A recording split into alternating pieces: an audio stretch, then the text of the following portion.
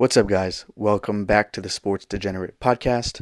So, we are officially 2 games into the NBA playoffs, and some of these series look great, man. Some of them not as good, but some of them look great. So, what I'm going to do today is I'm going to react to every single game 2 of the series, basically talk about what my thoughts are on each team, how I think the series is going to go. Go check out my page. I did this same type of video reacting to game 1. So, let's hop into it. So, first, we'll start with Pistons versus Knicks. Game 2 of the series, Pistons defeated the Knicks 100-94. Even though the Pistons pulled out the dub, the concerns I had for them are still the same and they are still on display. They are still very inexperienced and make dumb mistakes. That showed itself with the Pistons having 15 turnovers, which turned into 19 points for New York. They don't have great offensive depth. That's also been a concern for mine, and it showed this game. Cade Cunningham carried the team with 33 points. He played amazing in this game. It was a great bounce back game for him because in game 1 he didn't play so great. This was an amazing performance by him. He carried the team. Other than that, Schroeder hit some clutch threes and that ended up with 20 points. And then Tobias Harris had a solid game with 15, and that's literally it. That's all they had. Another thing that showed the inexperience of Detroit was the inability to close the game out. They were up by double digits for almost the whole second half, but they let the Knicks hang in there, bring it back to single digits multiple times, and they almost paid for it. The Knicks went on a run at the end of the game and tied the game with a couple minutes left, and the Knicks almost pulled the comeback back. Like they almost pulled off the comeback. The Pistons are lucky that they won that game. In the playoffs, you cannot let teams hang around when you have a lead. The last thing I have to say about Detroit is they have to be better when it comes to fast break offense. They only scored 12 points off of the 14 turnovers they forced. That is not good. They either took bad shots or they turned the ball over on a lot of their fast break opportunities. They have to be better. That's what kept the Knicks in the game. When you don't convert turnovers, it keeps the other team in the game and it bails them out. Now let's talk about the Knicks, who I am still picking to win this series pretty easily. They are the better team than the Pistons, hands down.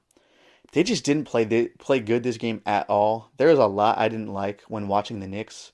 First off, they had 14 turnovers, which is unacceptable, especially with a veteran team like the Knicks.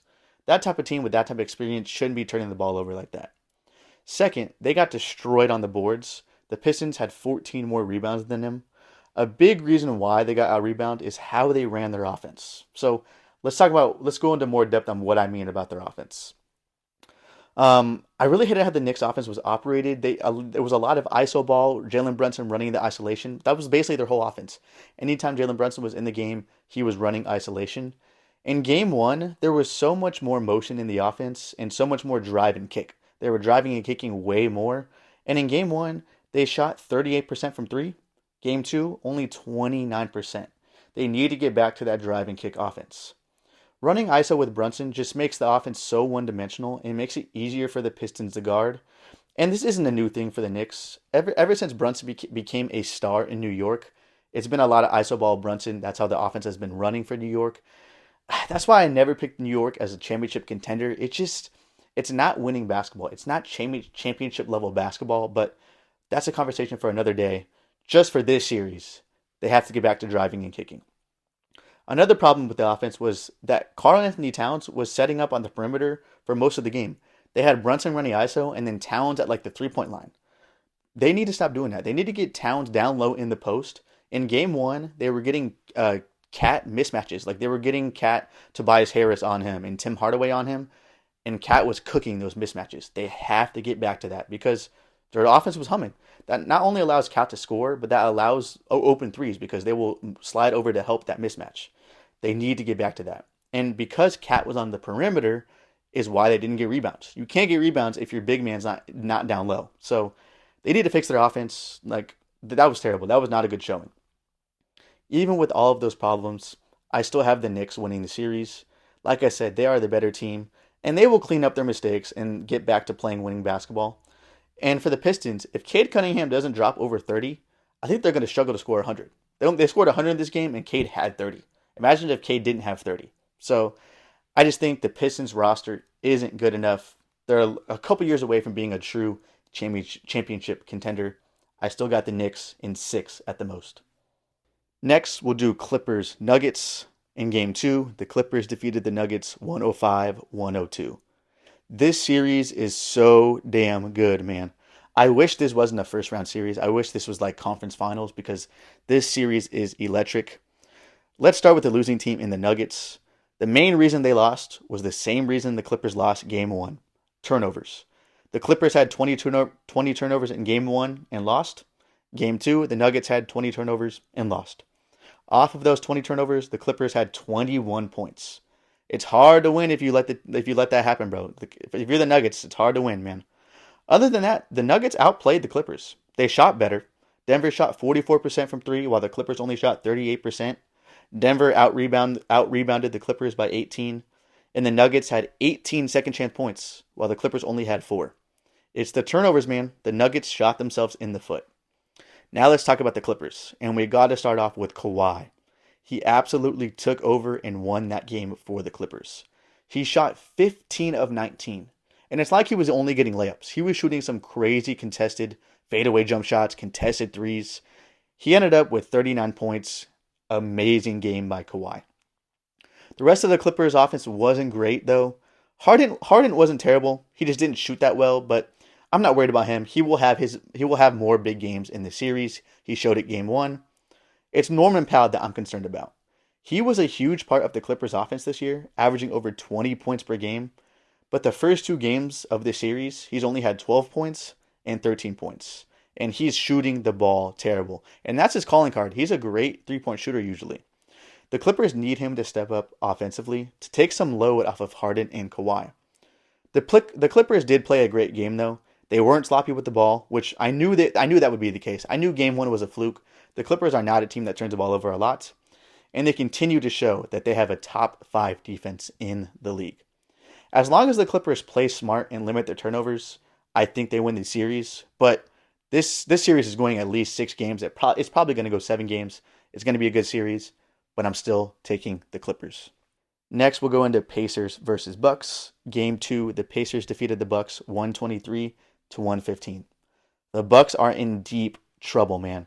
Their defense is playing so bad, and their offense isn't doing enough to overcome that. The Bucks allowed the Pacers to have 6 players score 14 or more points in Game 2. 6 players with 14 or more, while the Bucks only had 3 players with 14 or more. I thought the addition of Damian Lillard would really get the offense going, but Dame only shot 2 of 8 from 3 and just didn't play that well.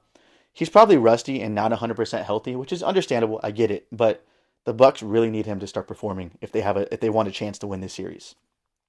The Bucks also had 14 turnovers, and the Pacers defense isn't even that good. They are average at best. They shouldn't be turning the ball over that much. That's just sloppy basketball. I don't have much to say about the Pacers so far in the series. They are playing clean, smart basketball, and they are taking advantage of the Bucks' poor defense. They're not doing anything too special. They're doing exactly what they should do against a bad defense, and they're limiting turnovers. That's good playoff basketball. There's not much to say. The Bucks will probably win at least one game when the series goes to Milwaukee because in front of a home crowd, Giannis and Dame will have some big games. But it's going to be really hard for the Bucks to win this series. They haven't shown me anything for me to trust them as a legit playoff contender. I'm still riding with the Pacers in the series. It looks bad for the Bucks, man. It looks bad. Next, let's hop into Thunder Grizzlies. Game 2, the Thunder defeated the Grizzlies 118-99. OKC once again showed they are in a whole different class than Memphis. They held Memphis under 100 points for the second straight game in this series. The Thunder defense is just too much. The Grizzlies can't handle it. Memphis once again struggled with turnovers. They had 14 in this game, which led to 25 points for the Thunder. OKC size is also continuing to be a problem for Memphis. The Thunder out-rebounded the Grizzlies by 13, and they had 8 more points in the paint than Memphis.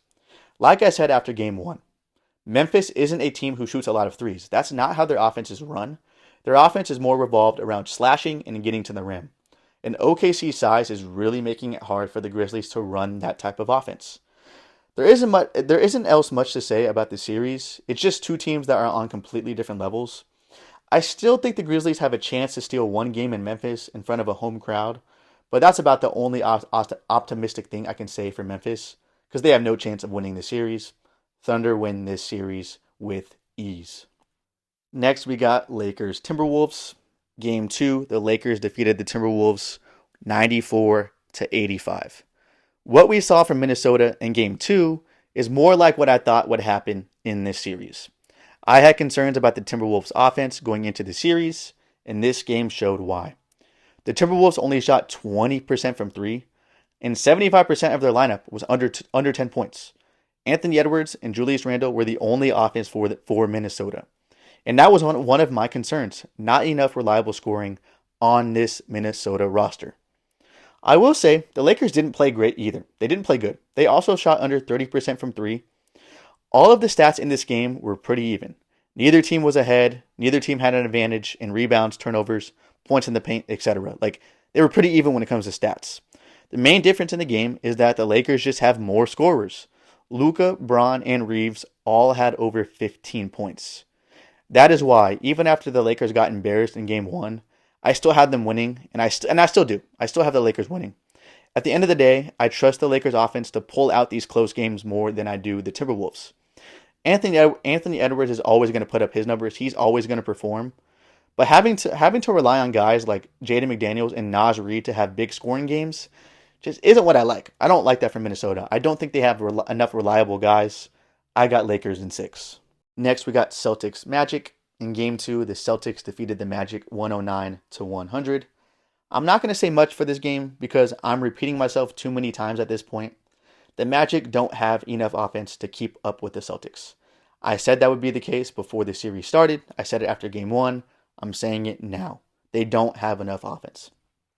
Orlando's defense is very, very good though, and they made the Celtics work in both of these games. But if you can barely break 100 points, it's not going to matter against the Celtics. Tatum didn't even play in this game, who is the Celtics' leading scorer, and Orlando still couldn't score enough points to win. The Magic finally had one more guy in double figures this game other than Paolo and Franz. Wendell Carter had 16 points, but it didn't make a difference because the Celtics had 5 guys in double figures. Without Tatum, they still had 5 guys in double figures. This series is already over. Celtics sweep. Next, we got Cavs Heat. In Game 2, the Cavs defeated the Heat 121-112. In the first half, this looked like it was going to be another Cavs blowout. Cleveland was up by 19 points. But like I said they would be, the Heat are a tough team, and they didn't let the big deficit discourage them. They hung in there the whole game and brought it within 6 points in the fourth quarter. The Heat's roster is full of guys with finals experience, and they have Erik Spoelstra, their coach, who knows how to get full effort out of his players. This Miami team isn't going down without a fight. But at the end of the day, a fight is all Miami has in this series because they are for sure not going to win this series. This Cavs offense is just too damn good. Cleveland shot 49% from 3 in this game. That's outrageous. They were on fire, almost 50% from 3. The Heat had a pretty good offensive day themselves. They put up 112 points. They were shooting pretty well from 3. But Cleveland just has more guys, which means they have a higher ceiling. The Heat's best offensive game doesn't even come close to the Cavaliers' best offensive game. Even still, I love to see Miami bring the game back after being down so much. It was impressive to see. And I still think Miami was still a game at home in front of a home crowd, but they have no chance of winning this series. Cavs win easily. And lastly, we got last night's game, Rockets-Warriors. In Game 2, the Rockets defeated the Warriors 109-94. The story of this game starts with Houston's defense. They played great in this game. They forced Golden State to commit 15 turnovers, and they scored 14 points off of those turnovers. The Rockets also, once again, dominated down low, having 14 more rebounds and 18 more points in the paint than Golden State. They also just had a way better offensive showing in this game. Jalen Green went crazy with 38 points, but they also had 3 other guys with 14 or more points. It's a big difference because in Game 1, it was Sengun, and that's it. They played way better offensively in this game. Now let's talk about the Warriors. We have to start with Jimmy Butler. Butler went down hard on his backside and left the game with a pelvic contusion, and he basically missed the whole game. He left like 8 to 10 minutes into the game. That is the obvious reason why Golden State lost. The team was so flustered for the rest of the game. Not only did the Warriors get worse defensively without Butler, which you would expect, The offense also seems so confused and out of sorts without him on the court. It's rough adjusting the game plan mid-game, especially when you take away a star player from the lineup. It's hard to do. Like, I get why the Warriors struggled. It's a hard thing to overcome. If Butler misses more games, I might have to switch my winner of this series because I originally thought the Warriors would win. But with no Butler, I think I would go with Houston. Houston outplayed Golden State on the stat line as well in game one. So we talked about how in this game, in game two, Houston dominated down low. But Houston dominated down low in game one as well. But the Warriors were still able to pull it out because Jimmy Butler had some clutch performances late in the game. So without Jimmy's clutch play, we saw what happened. Golden State just doesn't have the roster to compete without Jimmy Butler. So the Warriors need Jimmy. They really need Jimmy. So obviously we don't know the status of Jimmy Butler, but as what I know right now, that injury did not look good, and I'm expecting Butler to miss some games. So because of that, I think Houston will win. I just hope Jimmy comes back, so at least it's a good series, but I'm going with Houston. So that is it for the game twos. Let me know in the comments what you think of certain performances so far in the playoffs, how you think these series are going to end up going, stuff like that. Let me know in the comments. And now we're on to game three. Games every single day, man. We're watching games every day. I absolutely love the NBA playoffs. It's my favorite type of playoffs in any sport. But thanks for watching, guys. Thanks for listening. I love all of you.